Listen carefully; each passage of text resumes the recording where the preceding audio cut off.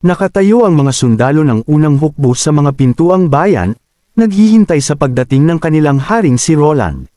Nagpatuloy ang labanan mula kahapon at natapos lamang ng madaling araw.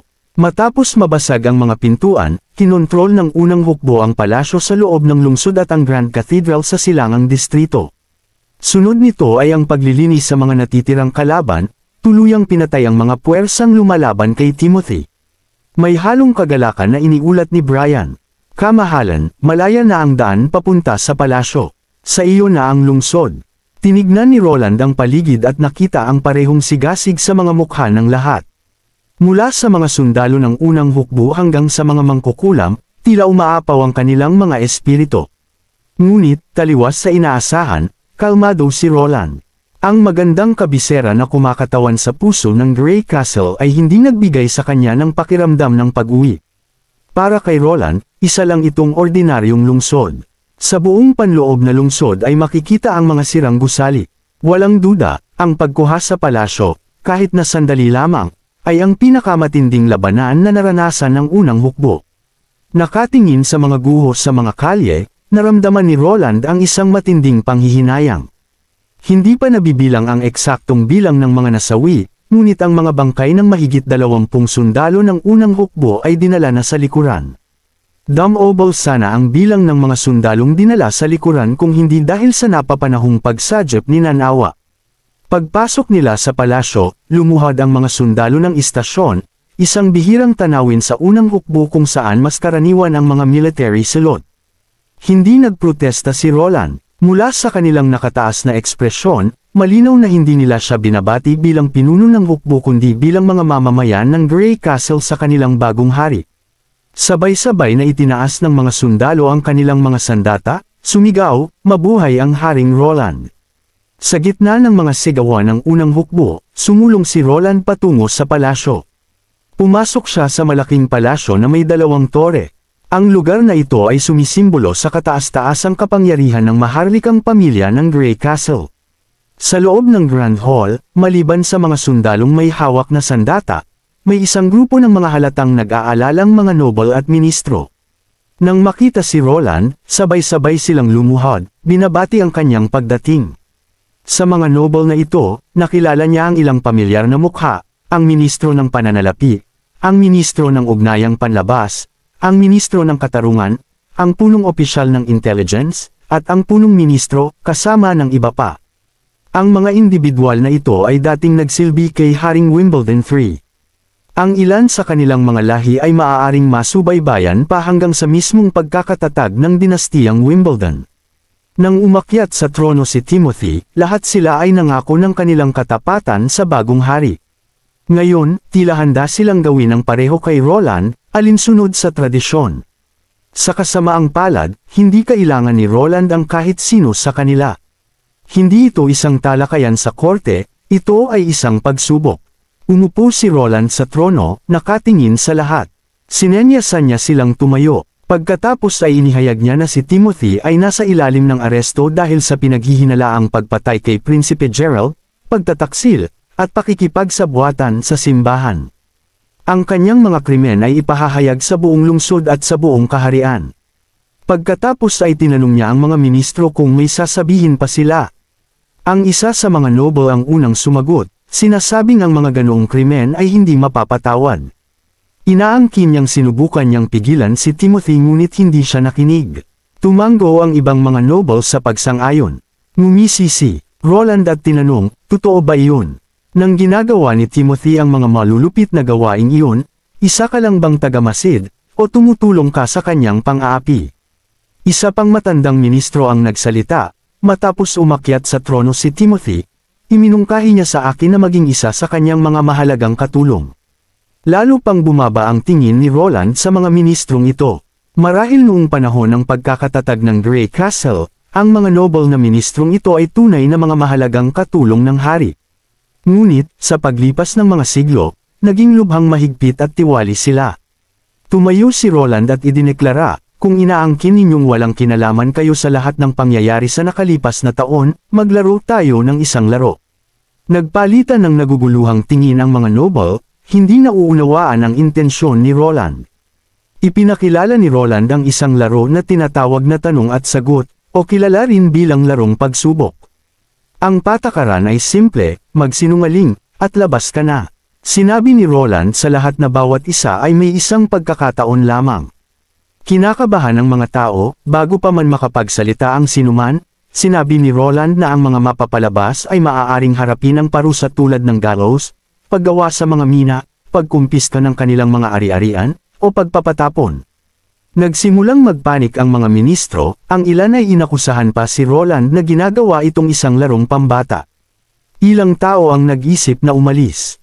Ngunit hindi hinahanap ni Roland ang kanilang mga opinyon. Lumapit siya kay Dukiwik at tinanong kung nakilahok siya ng pilitin ni Timothy ang mga refugee na salakayin ang mga kanlurang teritoryo. Pagkatapos ng isang sandali ng katahimikan at ibinaba ang kanyang ulo, inamin ni Dukiwik na sinunod niya ang utos ni Timothy na mag-recruit ng mga refugee mula sa silangang at timog na rehiyon. Gayunpaman, inaangkin niyang hindi niya alam ang kalahati ng sinabi ni Roland. Naramdaman ni Roland ang isang bahagyang kurot sa kanyang kanang balikat, isang senyales ng pagsisinungaling. Malamig siyang tumingin kay Dukiwik. Sinabi niyang nagsisinungaling ito, kahit na sinubukan ni Dukiwik na itama ang sarili. Dalawang sundalo na mula sa unang hukbo ang humila na sa kanya. Tahimik ang bulwagan, walang nang ahas magsalita. Umaasa si Roland sa katapatan dahil nakikilala niya ang mga kasinungalingan. Narinig ito, lumuhad ang mga ministro at noble, inamin ang kanilang mga kasalanan at nagmamakaawa sa awa ni Roland. Gaya ng inaasahan ni Roland, ito ay isang pagsubok. Marami siyang tinanong, at sa huli, inamin ng mga ministro at noble ang kanilang mga krimen at kasalanan mula sa nakalipas na taon. Isang noble ang umamin na ang kanyang katiwala ay nakatulog kasama ng kanyang asawa habang siya ay wala sa pangangaso, at bilang paghihiganti, ipinakastrato niya ang katiwala ng walang formal na paglilitis. Saglit na nagulat si Roland, iniisip, anong klaseng mga pag-amin ito? Sa huli, ang ilan ay ikinulong, at ang iba ay pinalaya. Tumayo si Roland at inutusan ang lahat na umalis sa ngayon. Sisimulan niya ang muling pagsasaayos ng pagkakasunod-sunod ng pamilya at ipaalam niya sa kanila mamaya.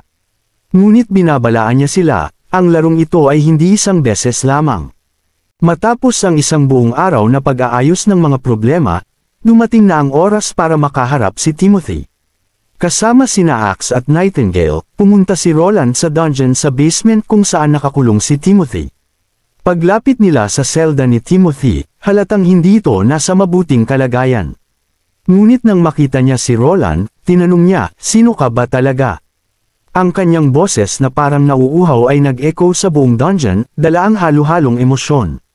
Hindi nagulat si Roland sa tanong. Kumpara kay Tilly, nakakaunti lamang ang interaksyon niya, mas pamilyar si Timothy sa ika-4 na prinsipe. Pagkatapos ng lahat, ang hindi mahuhulaan at marahas na pag-uugali ng ika-4 na prinsipe ay, sa malaking bahagi, direktang resulta ng mga aksyon ni Timothy. Tumingin si Roland kay Timothy at kalmadong sumagot, siya si Roland Wimbledon. Hindi ba siya nakilala ni Timothy? Nauutol na sumagot si Timothy, hindi ito si Roland. Hindi kailanman direktang makakatingin sa kanya si Roland. Hindi kailanman maglalakas loob si Roland na harapin siya ng direkta. Umiling si Roland, inaalala ang isang pangyayari noong 12 pa lamang siya. Si Timothy, kasama sina Gerald at Garcia, ay inanyayahan si Roland na galugarin ang basement ng palasyo. Pagkatapos ay ninakaw nila ang susi sa isang gwardya at kinulong si Roland sa isa sa mga seldang ito. Ang plano ay bumalik kinabukasan para tumawa sa kanyang kamalasan, at pagkatapos ay umalis na tumatawa. Sobrang takot si Roland kaya hindi niya mapigil ang manginig, hindi man lang naglakas loob na sumigaw ng malakas. Sa huli, nagkulong siya sa isang sulok, itinago ang kanyang ulo sa kanyang mga tuhod, at umiyak ng mahina. Nang dumating ang 3 kinabukasan para pagtawanan siya, ang kanyang mukha ay puno ng luha at sipon. Noon, wala man lang siyang lakas ng loob na harapin si Timothy ng direkta. Nagtitigan silang dalawa sa loob ng mahabang panahon hanggang sa hindi na makatiis si Timothy at nagsalita, binabasag ang katahimikan. Si Roland ay isang demonyo na kumuha sa katawan ni Roland para magnakaw ng kanyang kaharian. Hindi na nag-abalang magpaliwanag si Roland. Sa halip, sumagot siya, hindi ba ang mga ginawa ni Timothy ay hindi gaanong demonyo kaysa sa isang demonyo? Pinatay ang kanilang sariling ama, ibinintang ang pagsasabwatan sa kanilang kapatid. Para mapanatili ang trono na inagaw ni Timothy, hindi lamang siya nakipag-alyansa sa simbahan, na kinamumuhian ng kanilang ama. Kundi sa pilitang pinilit ang mga inosenteng sibilyan na atakihin ang teritoryo ni Garcia. Kahit ang pinakamahina at pinakawalang kwentang ika-4 na prinsipe ay hindi pinalampas ni Timothy. Sa loob lamang ng 1 taon, ang kaharian ay napinsala, maraming lungsod ang nawasak ng digmaan at ang mga refugee ay nakakalat sa lahat ng dako. Marahil kahit isang demonyo ay hindi nakagawa ng gayong kaguluhan. Si Timothy, sa isang estado ng pagkataranta, ay sinubukang ipagtanggol ang sarili, sumigaw na hindi niya pinatay ang kanilang ama. Sinabing nagpakamatay ang kanilang ama. Katulad ni Roland, ang kanilang ama ay sinapian ng isang demonyo. Nang marinig ito, kumunat ang noo ni Roland. Si Timothy, mahigpit na nakahawak sa mga bakal na rehas, ay nagpumilit, hindi siya nagsisinungaling. Ang kanilang ama ay nakahiga sa kama gaya ng kanyang ginagawa, at pagkatapos ay ngumiti lamang siya, bago sinaksak ang sarili ng isang dagger. Sa mismong sandaling iyon, ang kanilang ama ay nakasuot din ng Judgment Stone. Biglang nangyari ang lahat kaya wala nang magawa si Timothy. Tumingin si Roland kay Nightingale, na tumanggaw ng bahagya bilang pagsang-ayon. Sinasabi ni Timothy ang totoo. Nagpaisip ito kay Roland tungkol sa posibilidad ng isang uri ng Enchanted Witch. Kapag na-activate na ang kanilang kapangyarihan, hindi sila apektado ng Judgment Stone. Ito ba ang gawa ng mga dalisay? O marahil ang simbahan ang nag-orchestrate ng lahat mula pa sa simula? Ang laban para sa mga trono, na tila dinisenyo lamang upang pukawin ang tunggalian, sa loob ng kaharian, ngayon ay tila makatwiran. Gayunpaman, kulang si Roland sa konkretong patunay. Para sa mga sagot, kailangan lamang tanungin ang High Priest ng Royal Cathedral. Malamig na nagsalita si Roland, hindi ito dahilan para traidorin ni Timothy si Gerald at ipalaganap ang apoy ng digmaan sa buong kaharian. Pakikipagsabuatan sa simbahan at paggamit ng gamot ng simbahan upang maghasik ng kamatayan at mawalan ng buhay ang mga inosenteng tao. Sumagot si Timothy, kahit hindi ko sila ginamit, paano naman si Garcia? Kung kinilala siya ng lahat bilang hari mula pa sa simula, wala sana sa mga ito ang nangyari. Gumapang si Timothy sa rehas, mahigpit na nakahawak sa mga bakal na rehas, ano ang kinalaman nito sa mga demonyo? Ano ang balak gawin ni Roland? Malamig na sinalubong ni Roland ang kanyang tingin. Ang naghihintay kay Timothy ay ang pagdedeklara ng kanyang mga krimen, isang paghatol, at pagkatapos ay ang pagpapatupad. Katulad ni Gerald, gayunpaman, ang pagkakaiba ay hindi may kakaila ang pagkakasala ni Timothy. Kinabahan si Timothy, naging mahina ang kanyang mga tuhod. Mahigpit niyang hinawakan ang mga rehas at sumigaw, hindi siya pwedeng patayin ni Roland. Ang isang demonyo ay hindi maaaring tumayo sa harap ng lahat, ang kapangyarihan ng mga Diyos ay sisir sa kanya. Kung gusto ni Roland ang kaharian, kailangan niya ang tulong ni Timothy. Ang kapangyarihan ng simbahan ay mas malakas kaysa sa inaakala ni Roland. Natutunan lamang ni Timothy ito mula sa personal na diary ng kanilang ama. Sumagot lamang si Roland, mas marami siyang alam kaysa kay Timothy. Alam din ni Roland kung ano ang magiging hitsura ng landas sa hinaharap. Ito ay isang mapanganib na paglalakbay, at hindi karapat-dapat si Timothy na pamunuan ang mga tao. Malamig na nagsalita si Roland, upang maghanda sa mga nalalapit na hamon, dapat matapos dito ang kapalaran ni Timothy. Ngunit huwag kang mag-alala, ang kanyang paglalakbay patungo sa impyerno ay hindi magiging malungkot. Marami ang sasama sa kanya. Wala nang dapat sabihin pa kay Timothy, ibinigay siya ni Roland kay Hill bago umalis. Tumayo siya, hindi pinansin ang mga sigaw at mura ni Timothy, habang lumalabas siya sa dungeon. Nang makita si Timothy, nanginginig ang puso ni Hill, hindi dahil sa takot, kundi sa purong excitement. Ito ay isang excitement na hindi niya mapigilan. Sa wakas ay makakaganti na siya. Ang lalaking ito sa kanyang harapan ay ang pumatay sa kanyang asawa. Kalmadong ipinakilala ni Hill ang kanyang sarili, inilarawan kung paano siya nakisama sa mga rats at tavern, nangongolekta ng impormasyon tungkol sa mga galaw ni Timothy, Pagkatapos ay inorganisa at inanalisa ang intel upang iharap kay Haring Roland. Si Timothy, nakasimangot, ay sumigaw, bakit sinasabi sa kanya ni Hill ang lahat ng ito? Wala siyang pakialam sa isang traitor na nagkanulo sa kanyang sariling hari. Patuloy siyang sumigaw, si Roland ay isang demonyo. At si Hill ay nagsisilbi sa isang demonyo para lamang sa isang babae. Gumuhit ng isang bahagyang ngiti ang mga labi ni Hill. Nang hindi siya sinagot ng mga Diyos sa kanyang mga pagsusumamo, nangako siya na kung makakamit niya ang kanyang paghihiganti, ay kanyang susundin kahit ang isang demonyo papunta sa kailaliman ng impyerno. Nakapwesto si Nightingale sa bintana, tinatanaw ang lungsod sa ilalim ng gabi. Naputol ang kanyang pagmumuni-muni nang lapitan siya ni Wendy at hinagod ang kanyang balikat. Humikab si Wendy, hindi niya alam kung saan kumukuha ng lakas ang dalawang batang iyon. Kahit napagod na sila sa mga nangyari ngayon, ayaw pa rin nilang matulog ng walang kwento. Tumawa si Nightingale, kung hindi lang sila pinarusahan ng 3 set ng ehersisyo noong nakaraan, malamang ay nasa isang pakikipagsapalaran na sila ngayon, hindi nagsusumamo ng kwento. Tumingin silang dalawa sa mga bata. Si Maggie ay nakahiga sa ibabaw ni Lightning. Ngumiti si Nightingale, sinabing talagang magkasundo ang dalawa. Tumango si Wendy at ngumiti ng mahina. Naalala niya ang sinabi ni Tilly tungkol kay Maggie na dati nagiging isang kalapati, natutulog sa mga kisame, laging alerto sa anumang ingay, handang makatakas sa panganib sa kanyang anyong iyon. Ngayon, ay makakatulog na siya ng maayos, tulad ng isang ordinaryong bata. Tumigil si Wendy, ang kanyang boses ay may bahid ng emosyon, tumingin kay Nightingale, at sinabing tama ang kanilang desisyon. Hindi sumagot si Nightingale, ngunit alam niyang ganoon din ang mararamdaman ng bawat mangkukulam sa bayan sa hangganan. Pagkatapos ng mahabang katahimikan, tinanong ni Wendy, gusto mo bang bumalik at tingnan? Nagulat si Nightingale. Tinuro ni Wendy ang bintana sa isang partikular na direksyon, ang Silver City, ang tahanan ni Nightingale. Sa bilis ni Maggie, hindi magtatagal ang paglalakbay, at naroon pa rin ang kanyang kapatid. Hindi inaasahan ni Nightingale na babanggitin ito ni Wendy. Nag-alangan siya sandali bago umiling, ngayon ay isang kritikal na panahon upang mapanatag ang kaayusan ng lungsod. Maraming potensyal na mga kaaway sa paligid. Hindi ko iiwan ang si Roland.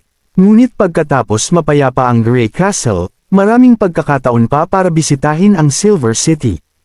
Hindi pa naman tayo nagmamadali. Napanatag si Wendy sa narinig. Naramdaman niyang wala ng sama ng loob si Nightingale sa kanyang nakababatang kapatid. Ngumiti si Nightingale, kung hindi dahil sa pagkakanulo ng aking nakababatang kapatid, hindi kita makikilala, at hindi ko rin makikilala si Roland. Naalala ang madalas sabihin ni Wendy, umaasa na lamang si Nightingale na mabuhay ng mas makabuluhang buhay kaysa dati. Tumawa si Wendy, at hinawakan ni Nightingale ang kamay niya, sinasabing hindi siya tatakas. Sinabi niyang oras na para matulog. Pagkatapos ng ilang sandali, nang makitang tulog na si Wendy, ay dahan-dahan siyang bumaba sa kama, nawala sa paningin, at tumungo sa silid ni Roland, iniisip na tanging sa gabi lamang, sa kanya si Roland. Kinabukasan, nakipagkita si Roland sa kanyang matalik na kaibigan, si Margaret.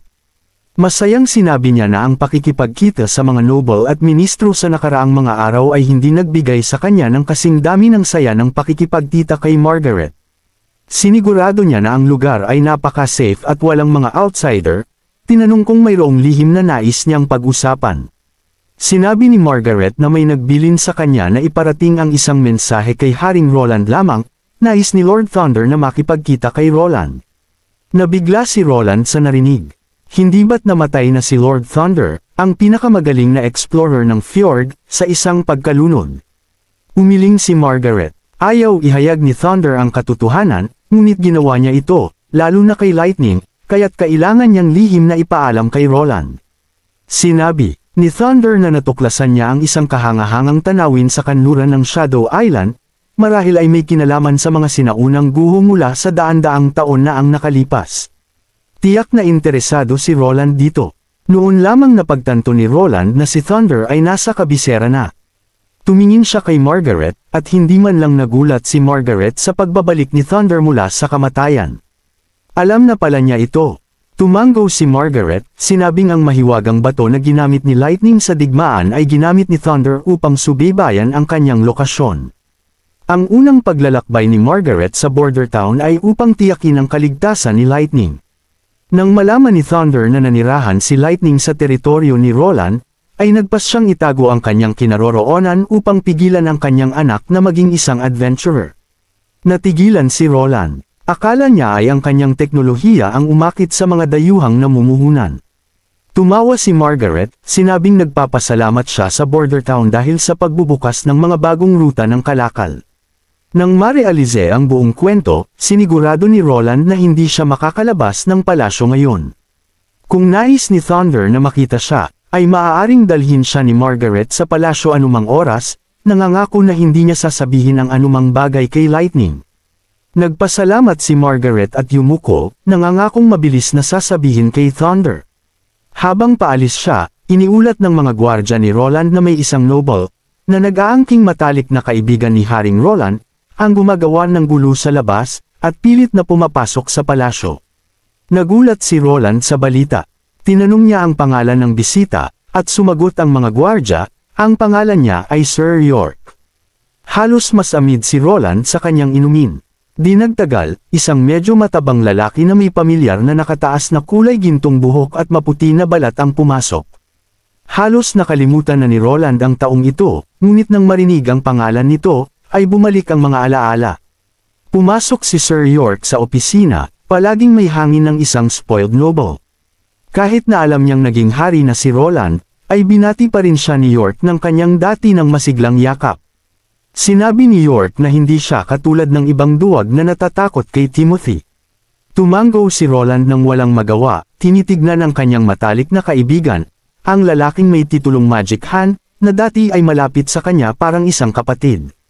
Noong panahon na nararamdaman ni Roland ang pagiging isolated sa kanyang mga kapatid at kahit na napabugbog pa ni Tilly. Si York ang nagligtas sa kanya, ipinakilala siya sa mga kasiyahan ng mataas na nobility at sa kapangyarihan ng hari.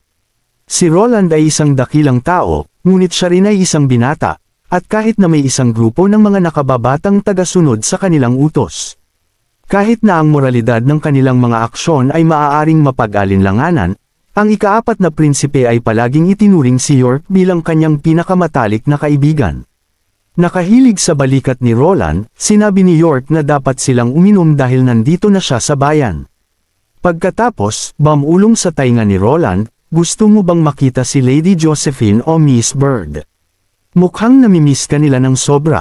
Bigla, isang malamig na pakiramdam ang damaloy mula sa likuran ni Roland, isang malamig na tingin ang tumusok sa kanya, diretso kay York. Tumigil ang boses ni York, nakatingin sa paligid na parang nalilito, nararamdaman ang biglang pagbaba ng temperatura. Mabilis na sumingit si Roland, sinasabing wala siyang kinalaman sa kanila. Sa isip ni Roland, kahit na may koneksyon man, iyon ay sa ikaapat na prinsipe, hindi sa kanya. Taos-puso ang kanyang pagtanggi, at umaasa siyang hindi makikita ni Nightingale ang anumang kasinungalingan dahil totoo naman ang sinasabi niya dahil ang dating ikaapat na prinsipe ang gumawa noon, hindi siya. Gaya ng inaasahan, hamina ang malamig na pakiramdam pagkatapos ng kanyang sagot. Sinabi ni York, pero malinaw na nagpalipas ng isang gabi si Roland kasama nila, hindi ba? Diniin ni Roland, walang nangyari ng gabing iyon. Naguluhan si York sandali, ngunit agad na nakabalik sa kanyang inisyal na ngiti, patuloy na inaanyayahan si Roland sa pinakamagandang bahay aliwan sa kabisera. Kinawayan ni Roland ang kanyang kamay, sinasabing, ngayon lang siya magpapalipas ng gabi sa palasyo. Hindi na siya pupunta sa mga ganoong lugar. Pinagsama ang kanyang mga kamay na parang nagdarasal, mapagpakumbabang sinabi niya na wala na siyang ganitong mga makamundong pagnanasa. Tumango si York na parang nauunawaan. Gets niya. Sa lahat ng magagandang katulong sa palasyo, gusto ni Roland na sila muna ang kanyang unahin. Nagpasya siyang ibahagi ang ilan sa kanyang natatanging kasanayan kay Roland upang matiyak na hindi siya malilimutan ng lahat ng mga dalaga. Naalala ang mga lumang panahon nang lagi siyang kulitin ni Roland na matuto, naisip niya na ngayon, bilang hari, malamang na mas maraming magiging kasintahan si Roland kaysa sa kanya. Tiyak na magagamit ang mga kasanayang ito. Mabilis na pinatahimik ni Roland si York. Ayaw niyang patuloy na ibuko ni York ang kanilang nakaraan, lalo na't maaaring marinig ni Nightingale. Para itong isang kumpletong pagbubunyag ng lahat ng kanyang madilim na sikreto. Diniin ni Roland, hindi na siya ang dating siya. Tumango si York, syempre, hari na si Roland ngayon. Pinutol siya ni Roland. Hinayla si York sa balikat, tinatanong kung may kahilingan ba ito sa kanya. Ngumisi si York, pwede bang bigyan siya ni Roland ng titulong ministro, hindi kailangang mataas ang rango, sapat na ang pangasiwaan ng isang patrol team. Inikot ni Roland ang kanyang mga mata sa kanyang isip. Ang pag-imagine kay York na namumuno sa isang patrol squad, naglalandi sa paligid, at direktang nang aaway sa ibang mga kabataang noble ay isang nakakatakot na pag-iisip. Gayunpaman, ang paglalagay sa kanya sa isang angkop na posisyon ay maaaring magsilbing magandang publicity. Ipinakikita na ang sinumang loyal ay may pagkakataong ma-promote sa paglipat na ito ng kapangyarihan. Bukod sa kawalan ni York ng kakayahang kontrolin ang kanyang mga pagnanasa, wala siyang ibang malalang bisyo. Ang susi ay ang maghanap ng posisyon na angkop para sa isang tulad niya. Pagkatapos mag-isip sandali, sinabi ni Roland kay York na ipapatawag na lang siya sa loob ng ilang araw. Ngumiti si York at umalis sa opisina. Pagkalabas pa lang ni York ay lumitaw si Nightingale sa likuran.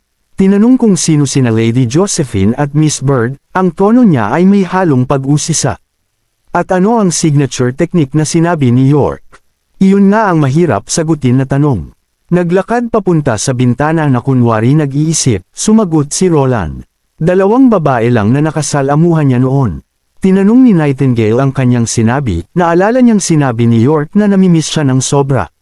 Seryosong sinabi ni Roland na hindi siya ang namimiss nila kundi ang prestihiyo at kayamanan, na nauugnay sa pagiging isang prinsipe.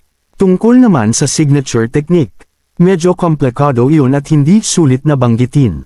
Bukod pa rito, hindi naman niya ito kailangan o gagamitin. Pinigilan ni Nightingale ang pagtawa, tinakpan ang kanyang bibig gamit ang kanyang kamay. Seryosong sinabi ni Roland, curious lang siya noon. Pero hindi niya kailangan ang dalawang iyon. Lumingon siya kay Nightingale, na sa ilang kadahilanan, iniwas ang kanyang tingin. Isang bahagyang pamumula ang lumitaw sa kanyang mga pisngi. Tumanggaw siya at sinabing naniniwala na siya kay Roland.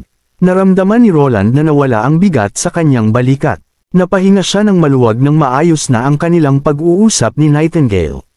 Ngayon, ang atensyon niya ay napunta sa explorer mula sa fjord, si Thunder. Nakabalot mula ulo hanggang paa, tanging ang mga mata niya ang nakalabas, tahimik na pumasok si Thunder sa palasyo. Pagkapasok, hinubad niya ang kanyang mabigat na balabal at scarf, yumuko bilang paggalang. Isang karangalan ng makilala ang inyong kamahalan, Roland, wika ni Thunder. At nagpasalamat kay Roland sa pag-aalaga kay Lightning. Ngumiti si Roland, tumugon, at nagpasalamat din kay Thunder sa pag-aalaga kay Tilly. Mula nang lumipat siya sa Slandering Island, madalas niyang banggitin ang tulong na natanggap niya kay Thunder. Pagkatapos ay sinimula ni Thunder na ikwento ang kanyang mga kamangha-manghang pagtuklas. Naikinagulat ni Roland, tubig na nagiging solidong plataporma, lumalabag sa gravity. Nais ni Thunder na magpagawa ng isang steamship, na hindi umaasa sa mga layag at napakabilis. Pagkatapos mag-isip sandali, tumugon si Roland, hindi ito tungkol sa pera. Gagawin niya ang barko ng libre at gagamitin ang pinakamagandang teknolohiya na mayroon siya. Medyo nagulat si Thunder, ngunit bago pa siya makapagsalita, pinutol siya ni Roland. Hindi na ito tungkol sa personal na pagsisikap ni Thunder. Ang paggalugad sa hindi alam, ang pagtuklas sa mga misteryo ng mundo ay kasing halaga ng pagbabago. Sa kapalaran ng sangkatauhan, lubos na sinusuportahan ni Roland ang mga paggalugad ni Thunder.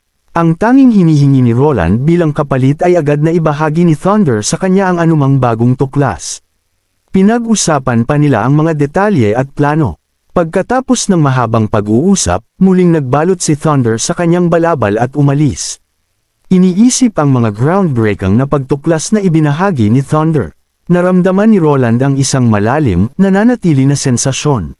Parang ang mga sagot sa mga misteryo ng mundo ay mas malalim kaysa sa kanyang inaakala. Nakita ni Nightingale ang malalim na pag-iisip ni Roland. Lumapit siya ng may pag-aalala. Ano ang nagpapagulo sa iyo, Roland? Tanong niya. Umiling si Roland, huminga ng malalim. Mga nakakabahalang pakiramdam lang, amin niya. Tinanong ni Roland si Nightingale kung narinig na niya ang tungkol sa mga elves, mga nilalang na may matulis na tainga. Katulad ng mga tao sa tangkad ngunit mas matikas, mas maliksi, at mahaba ang buhay. Kadalasang naninirahan sa mga kagubatan. Umiling si Nightingale bilang sagot. Binanggit ni Roland na nakasalubong niya ang mga kathang-isip na nilalang na ito. Noon ay laganap sa buong kontinente, ngunit unti-unting itinulak ang mga nilalang na ito sa mga kagubatan. At mas malayong lugar dahil sa pagtaas at dominasyon ng mga tao. Sa kabila ng kanilang katalinuhan, napakarami ng mga tao. Nakaharap sa mga hukbong daan-daang beses ang laki nila, kaunti lang ang kanilang laban. Nakulong sa mga liblib na lugar, nagsimulang mahuli sila, kapwa sa kultura at teknolohiya. Hanggang sa malampasan sila ng mga tao. Sa huli, ang mga dating makapangyarihang nilalang na ito ay biglang hindi na makita. Unti-unting napagtanto ni Nightingale ang pagkakatulad ng mga elves at kanilang kasalukuyang sitwasyon. Bilang isang tao, palaging napapansin ni Roland ang pananaw na ito. Napagtanto niya ang nakakatakot na katotohanan sa kasalukuyang sitwasyon. Ang mga tao ang minorya, napakarami at napipilit sa isang maliit na bahagi ng kontinente. Ang malawak na mundo sa labas ay hindi nila alam. Ang pagkatuklas na ito ay lalong nagpatibay sa determinasyon ni Roland na suportahan si Thunder. Kung hindi nila polalawakan ang kanilang pananaw at aktibong matutunan ang kanilang posisyon sa mundo, maaaring makaranas sila ng parehong kapalaran ng mga elves sa kwento. 2 digmaang banal na halos. 1,000 taon ang nagdaan. Umaasa si Roland na hindi pa huli ang lahat.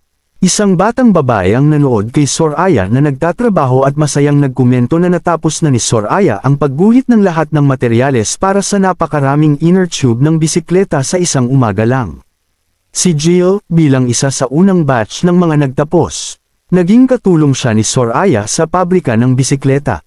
Malapit nang matapos ang unang batch ng mga bisikleta, at bilang mga manggagawa ng pabrika, makakatanggap sila ng unang batch ng mga benepisyo. Masayang binanggit ni Jill na magkakaroon na siya ng sariling bisikleta.